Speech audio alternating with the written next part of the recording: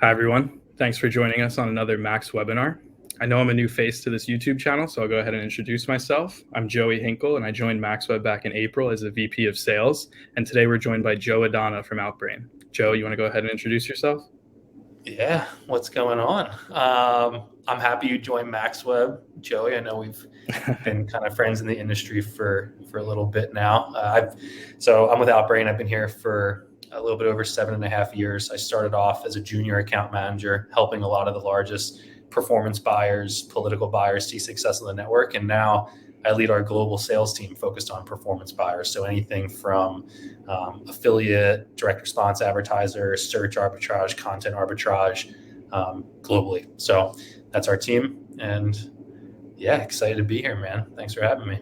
That's awesome. Of course, we love Outbrain and happy to partner with you guys. Let's actually talk about why we've partnered together, and it's not because we're twins.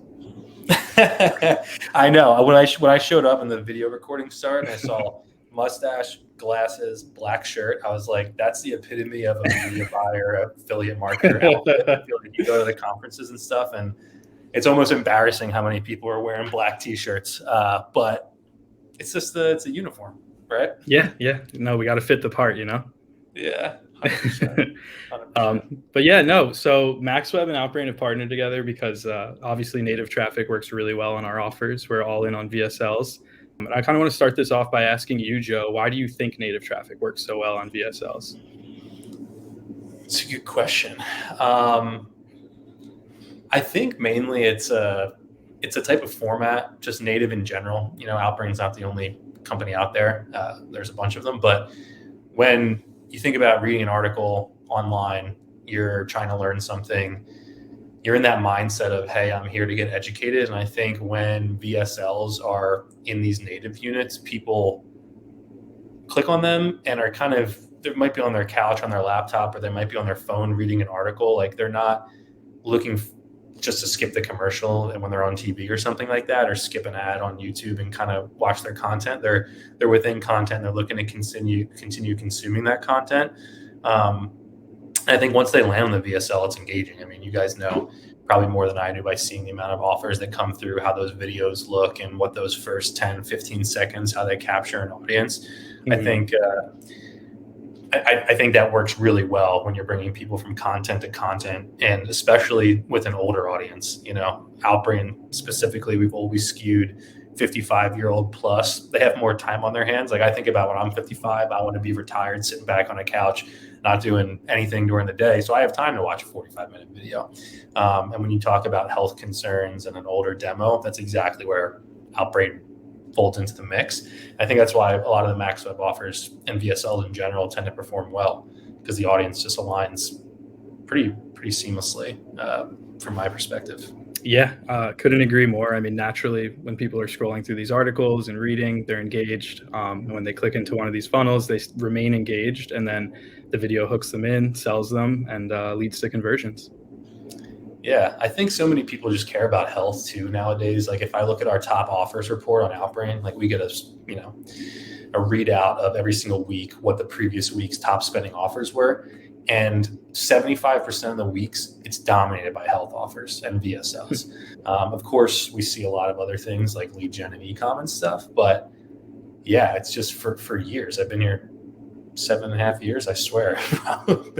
No, we believe you. Yeah, the majority of them are all health, and it's hard because people promote the same things, and you have to find a new way to get people excited with different front end ads, headlines, and images, and keep the landing page creative enough. But as long as you put the effort in to continue to optimize and try and make things stand out, then you could probably have success on native. Right. Absolutely. And that actually kind of leads me into my next question for you. I wanted to know how you optimize VSLs on Outbrain. What do you recommend our publishers do to scale their ads, get more conversions, get better CTRs, whatever it may be? Yeah. The biggest thing with, so I would say there's two pieces of the puzzle, maybe three, but the first thing is just trying to get a high click-through rate on the ad itself, right? Headline and image. or even if you're running a GIF or some video ads on Outbrain. I know actually some people now are starting to tap into our video inventory for direct response in VSL. So kind of like how you are on Facebook and you're scrolling through the feed and the video is the actual ad. On Outbrain before, it was mostly just static image and maybe some GIFs, but people are starting to use videos and use our video ads for it. And that's obviously a really high click-through rate. As an ad network, we want to run more videos because it pays the publisher more. It's a better user experience, and ultimately you're going to be ranked higher in the ad stack.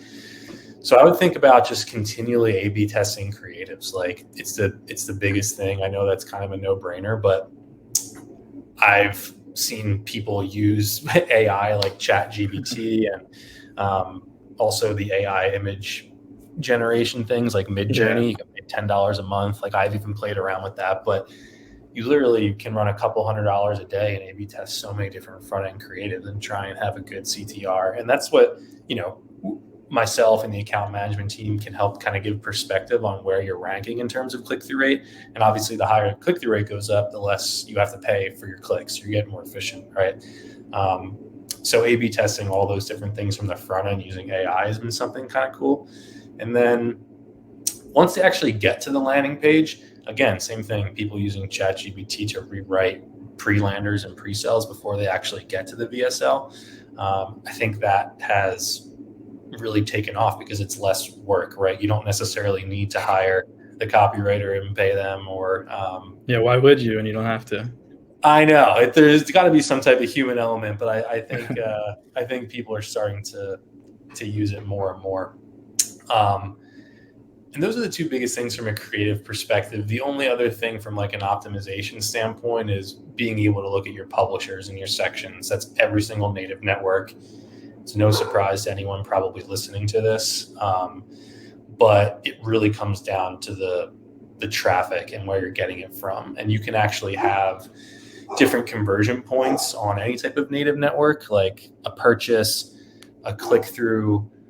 Once they get to the pre-lander, you can even code in a rule to say if they've watched halfway through the VSL. And then you can start to really look at things pretty granular and say, okay, just an example here, CNN versus Bleacher Report versus Fox News, like what one of those publishers is actually driving more video completes compared to, landing page click-throughs. And you can start to look at those things. I think one of the big mistakes I see generally is just people tracking purchases and not really installing conversion points all the way down the funnel and looking at those readouts and making those optimizations for VSLs because there's so much info there. And everyone's trying to go super quick. They want to get it up. They want to run it. They want to blast it out there. But when people take time and install multiple conversion points, it's just such a win because 90% of people aren't doing it. Right. Yeah. I mean, that's something we can actually help with. We can place pixels for publishers on page view when they land on the actual VSL. We can place another pixel for initiate checkout and when they ultimately check out. And I think that feeding that data back to Outbrain definitely helps you guys optimize more. I did have a follow-up question though. Are those video ads that you're talking about, are those a different placement than the typical image or GIF placement?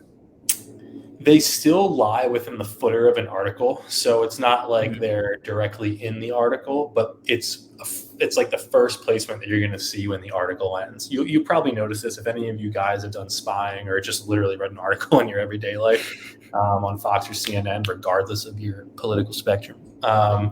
You're probably going to see that first ad within the stack after the article. It's a video or it's some type of animated now that you say it, it's coming back to me. I think I know exactly what you're talking about. Yeah, that's one of the cool things is that you're not necessarily all the way like halfway through the feed. That's the infinite scroll. Now you're being placed at the top. And if you have like that video that's capturing within the first 3 to 5 seconds, you kind of automatically get placed there. You get placed at the top of the ad stack. So that's where everybody wants to be. Yeah, not different, but definitely first place, just by running video. So that's kind of cool. Right. So I know Facebook publishers and obviously YouTube publishers, they're very all in on video ads. That's what works there. So what would you say to, say, a YouTube publisher who wants to come over to Outbrain and bring their same exact campaign over? Is that something that would work? It's a good question. Yeah, I think one of the main things that we've seen over the last year is some really heavy hitting YouTube affiliates start to find success on native. And it's not even necessarily because of the video ad that we just talked about. It's kind of more along consumer mindset and just funnel building, right? Like if I'm on YouTube, I'm probably searching something about classic cars or ancient Egypt and why there's a lost civilization or something, right? That's where I'm going down. I don't know where you're going. That's me. And some of these YouTube ads are good because they are there for me to discover something new that they know I'm interested in, right? Same kind of thing can be said about native. Like if I'm doing the same exact thing on, I don't even know, history.com, right? And I'm reading an article and I get recommended a video, it's the same kind of flow, right? Like I'm still trying to learn something. I'm inquisitive. I'm committing to actually sitting there and learning something.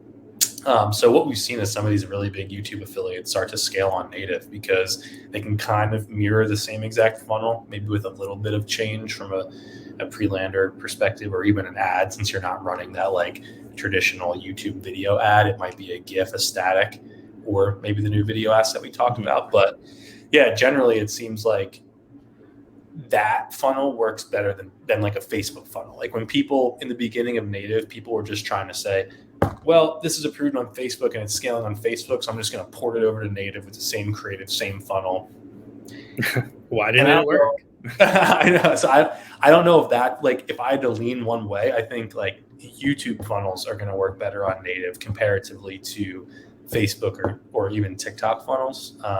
It just tends to be more natural from what I've seen. That's kind of the feedback I've gotten from the industry too, with some of the affiliates that are doing really heavy damage on YouTube. It seems to be what's working well. Excuse me. Yeah, no, makes sense. The users are definitely in a similar mind state when on YouTube as compared to, reading an article and scrolling. So it definitely makes sense. You can kind of port over similar angles and flows and have it work on native as compared to YouTube. All right. So speaking of YouTube affiliates, if they're to come over to Outbrain, what can they expect from their reps at Outbrain as far as helping them get set up and launching?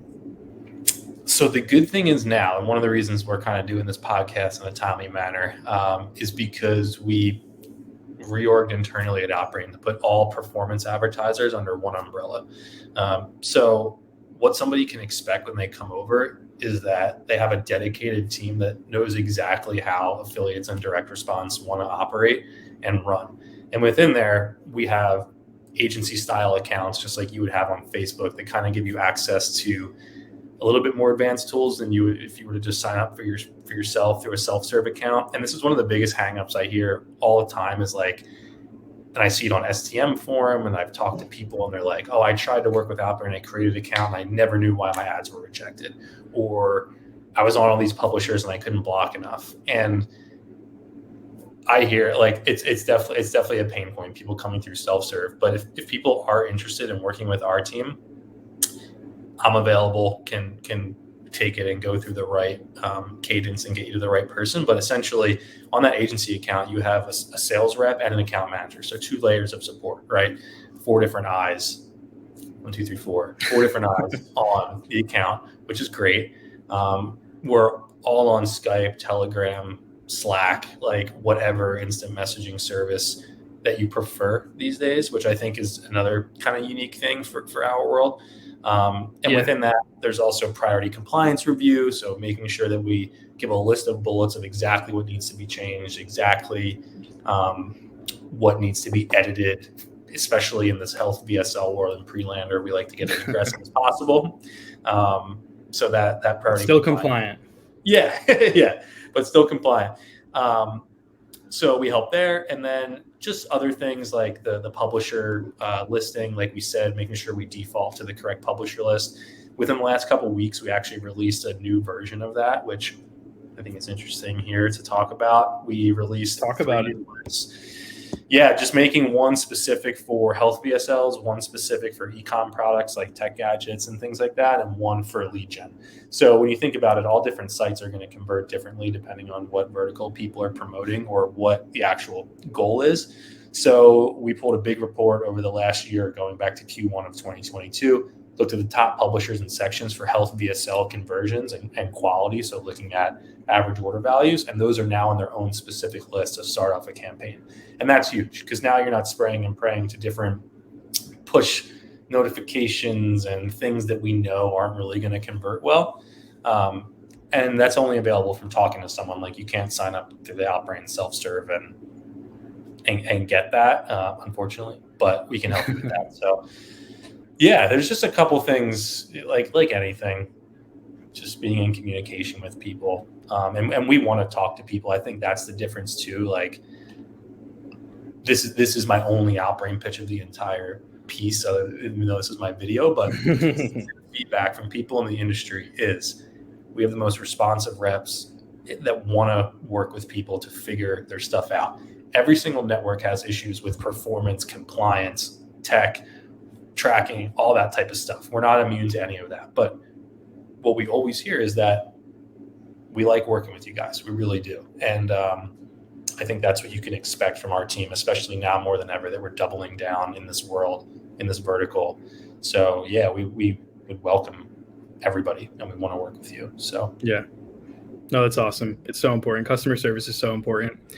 We take a similar approach. We're all in on our publishers. We want to give them the best service, fastest replies, whatever we can do to help them get set up. Weekly payments, twice weekly, 3 times weekly if needed to scale. We know cash flow is important, especially when it comes to native. Whatever we can do to help people scale. Resources, swipes, helping with setting up converting angles for your campaigns, whatever it may be. Customer service is number one, most important.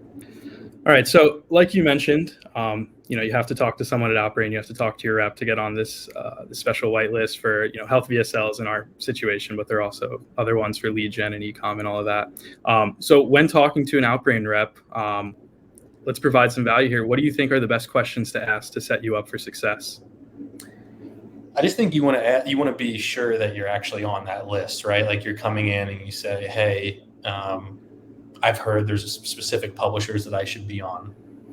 Is there any way that we can confirm that? And you can confirm it before going live. Like, I know people, the hard thing is you can't see it in your dashboard. You can't see what lists you're on from the Outbrain dash, but you can just ask us and we can confirm it, send you a screenshot, make sure it's there.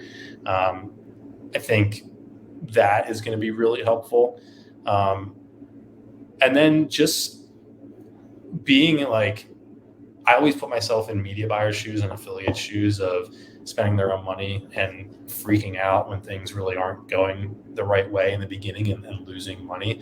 And that's just, it's an unfortunate reality of breaking through the wall of native and Outbrain and publishers. Hopefully this list, not hopefully, it has been shown to work really well. It's only been out for about 3 weeks right now, but people are spending a lot of money on it and it's continually ramping up. But just continue to ask questions. I think like we're always around and we always kind of want to help. Like, I make money and my team makes money and Outbrain makes money when you guys are making money. So like, it's in our best interest to listen to the complaints and listen to where things are falling off and how we can help sort that. Like, we never want something to just start up and turn off and churn right away. So the beauty of having the Skype and Slack channel or whatever is necessary is just asking questions like, hey, do you think my headline is good enough? Hey, is my click-through rate strong enough? Or do I need to go back to the drawing board? Am I bidding enough? Like, am I actually winning these placements? Like, is there anything else I can help explore? Like, within that first $5,000 of spend is really where all those learnings take place. And you don't need to be talking to somebody every single day, every single hour after that, but breaking through the wall is really important during that acceleration phase. So you kind of want to be really in the weeds and not just set it and forget it within those first 7 to 10 days. Yeah, makes sense. Get it off the ground, then let it fly. Yeah. And I like what you said about, Outbrain and how you guys are constantly optimizing in a way. That's the kind of the way I took it, just like you run an ad, see what works, what doesn't work, and optimize. That's what you guys are doing as a company. You launch something, your publishers ask for this. Okay, we'll do it. We'll optimize. I think that's so important to, in business and everything in general. And yeah, you can ask your MaxWeb rep or your Outbrain rep what's working, what vertical, what geo is working, before even launching. Set yourself up for success. Ask, like, is tinnitus working? Is vision working? Hearing working? And what geos and where? What placements? Ask these questions, bounce it off of us, ask your MaxWeb rep, and then take it to Outbrain and make sure that that's what's working over there. Yeah, I think there's two sides of the coin. It's like, if it's working over here, it's probably low hanging fruit. We have the audience for it. It'll be good. The other piece of it is like, there's a monster first mover advantage on Outbrain in combination with other networks as well. Like, if you're the first person to launch a teeth offer or a vision offer or whatever offer is going to be next, it's hard to put into words how much money the first movers make compared to the 10th mover, right? And we see the same things in the legal world, like mass tort. I'll give an example. When Camp Lejeune, everyone was running this Camp Lejeune offer. The first 5 people that ran that offer on Outbrain, incomparable to the next 25 people that ran. The next 25 people, couldn't even get it to work. Market was saturated. They were paying too much. But these first 5 people had about 15 to 20 days of just hammering. And the same thing is with VSLs. And I know there's not so many verticals in VSLs, like how lawsuits just come out of nowhere for random things. But when we have a working offer, it's really important to jump on that. So when you hear something from MaxWeb, like, hey, this is taking off, if you bring it to your Outbrain rep and say, hey, I want to run this, apparently it's working really well, then that's like, we love that, because we want to try and amplify that to the nines as quick as we can before everyone else jumps on it. So yeah, take advantage of asking those questions for sure. Absolutely. So do you think, when MaxWeb launches a brand new exclusive, which we do often, do you think it'd be best for a publisher to immediately bring that to you guys? Like, hey, I want to launch this. What's working? Should I test this on this placement, whatever it may be? Do you think that first mover advantage applies to new brands as much as it does like new verticals? It's a good question. I mean, I say yes, because all of those things like still get clicked on. Like, the amount of people clicking on these ads, dude, regardless of vertical, like it's absurd. It kind of blows my mind that the amount of people are clicking on this. But if you have a converting offer and a new brand that people haven't seen, like, in my mind, the same people are clicking on that prostate ad, whether it's the 5 different brands that are running at the same different time. So yes, if there's an exclusive, I feel like native is one of those things that should 100% be thought of and tested right away. It's hard because people are bringing it to their platforms they know best, and most of the time that's not native, right? They're running it on Facebook or YouTube, and everyone's running TikTok. But if you somehow carve out the bandwidth to get it live on an Outbrain or any type of native platform, it's going to be in your best interest, right? Speed kills, especially in this game. So yeah, I think so. All right. Well, hit up your MaxWeb reps, hit up your Outbrain reps, bring the new exclusive over, launch it as quick as you can. Yeah. I think this might be a good tipping point then for us to talk about what we're excited for the rest of 2023 in marketing and affiliate marketing specifically. Do you want to lead the way, Joe? Do you want me to start? Cool. So just I got 2 things just generally on like the media buying ad network side. Outbrain acquired a company 6 years ago called Zemanta. Zemanta is a DSP, so it's a programmatic exchange built off of performance marketing specifically for native, and also taking native ads and transitioning them to display. So making a headline, an image, and a landing page, forming that into a display unit. I've been seeing so many people start to move their budgets from working with individual players like Outbrain, Taboola, Rev Content, MGID, all these individual, reps and relationships that you have, to now looking for how can I access everything in one dashboard and in one suite. And Zemanta is an Outbrain company that allows you to access an entire globe, 40 times the amount of inventory that Outbrain has directly. You can tap into through Zemanta, and it's all built off of performance marketing. Like, a lot of the reason why programmatic hasn't been big for affiliates and performance marketers, things like DV360 and the Trade Desk. Like I know people have used them, but it's not like the big brands that are using DV360 and Trade Desk because it's all awareness based. It's all pumping ads out there. I'm going to pay a CPM of $10. I don't really care because I'm Progressive Auto Insurance and I have no thought of conversion. Nothing wrong with Progressive. No, we like Progressive. They advertise on Outbrain. We like them. But just like the difference in mindset of a branding campaign and a performance campaign has always steered people away from programmatic. And now there's finally like the tools, and there's other companies out there too, not just Zemanta. I would also look at things like IPONWeb, like native specific, and IPONWeb has access to Outbrain inventory. So that's why I'm saying it doesn't matter. It's all one big ecosystem right now. But the more that you can buy everything in one different dashboard, like we've been seeing so many search arbitrage players buying there and successful, a lot of lead gen, health VSLs are starting to trickle in too. The more data Love we to get hear back. Yeah. So programmatic is going to be huge in the next, it already kind of is, but in the next year or so, I see more and more people moving programmatic. And if you have questions about Zemanta, let me know. The other piece is that ready. Is that ready for the public? Can someone talk to their Outbrain rep and start using Zemanta today? Yeah. Like if that sounds interesting to you and you've heard the buzzword programmatic, and if it's something you want to do, like definitely just reach out to your Outbrain rep or whoever and say, hey, I'm interested in onboarding here. A lot of the big MaxWeb affiliates have started to reach out to, just not going to name drop anybody, but people that have understood native buying, and what happens on native, like they're interested in the next big thing. And programmatic is definitely going to be that, rather than having a Joe at every single company. It's although that would be great. Yeah, for sure. Awesome, man. Well, thanks for letting us know about that. Hopefully people are interested and they want to reach out and test it out with you guys and learn more. As for what I'm excited for the rest of 2023, I would say conferences. I'm new to MaxWeb. I want to meet everybody and have everybody meet me. Also very much looking forward to launching some more exclusives. And like we said earlier, take them, run right to Outbrain.